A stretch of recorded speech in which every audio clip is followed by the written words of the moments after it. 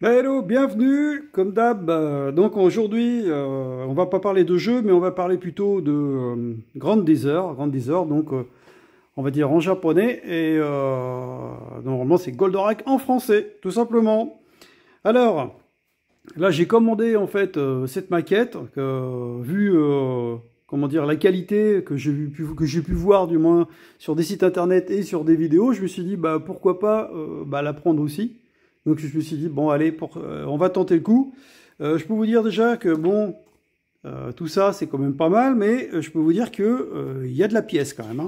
Donc là le petit bouquin qui va bien, voyez, là vous avez toutes les parties qu'il faut démonter avec numéroté et en même temps avec l'alphabet, hein, donc AB, B1, B2, enfin bon voilà, vous avez compris, il y a quand même du taf là-dessus.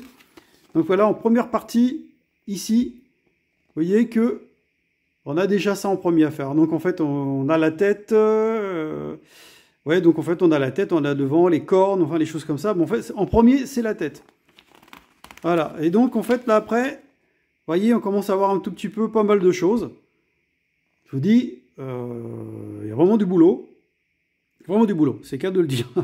Alors je vais essayer de filmer un peu le montage. Je peux vous dire en fait qu'il y a des fois, il y a des pièces qu'on a du mal à trouver.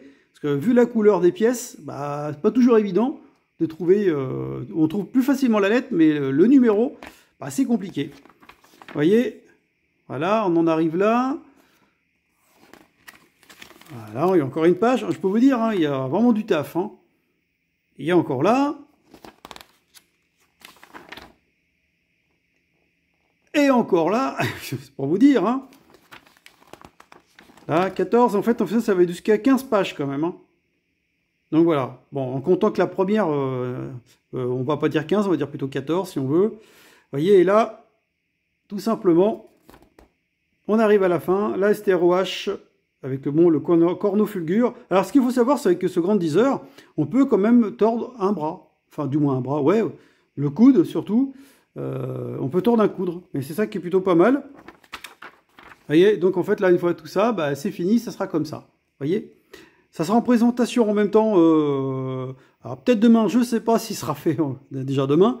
Je vais m'y atteler, on va dire, maintenant. Et puis voilà, donc tout ce qui est, pour tous ceux qui sont fans justement de Goldorak, bah, n'hésitez pas à mettre un pouce à la vidéo, puis abonnez-vous, hein, on ne sait jamais si ça vous plaît. Ça sera sûrement pas le dernier, donc à voir, on testera dans le futur. Déjà celui-là, il y a du boulot, donc je pense que ça va être quand même sympa. Okay. Alors, maintenant, la présentation de la boîte. Une très belle boîte, franchement. Une fois que le robot sera construit, ça sera exposé justement derrière le robot parce que c'est franchement... La boîte est magnifique. Regardez-moi ça, c'est... Waouh, c'est formidable. Franchement, il est formidable. Là, on a tout ce qui est à côté, vous voyez. Ça sera ça une fois monté. Ah, plutôt joli, quoi. Franchement joli.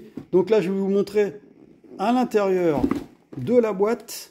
Voilà. Et voilà tout ce qui est à monter. Pièce par pièce.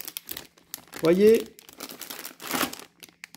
Et il y en a, comme dirait chez nous, une tricholet. Il y a quoi de faire. Il y a un nombre de pièces. C'est un truc de fou. Il y a tous les sachets là. Regardez-moi ça. Là, c'est vraiment balèze, quoi, hein. Il y a même le support, il y a tout avec. Donc, bon bah go, hein, franchement. Je me souhaite bon courage. Faut vaut mieux avoir de l'humour là-dessus, c'est clair, parce que là, faut être quand même patient. Allez, à bientôt.